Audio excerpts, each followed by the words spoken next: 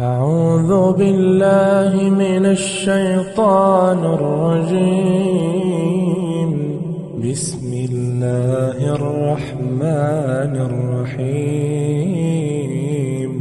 تبارك الذي بيده الملك وهو على كل شيء قدير. الذي خلق الموت والحياة ليبلوكم أيكم أحسن عملا وهو العزيز الغفور.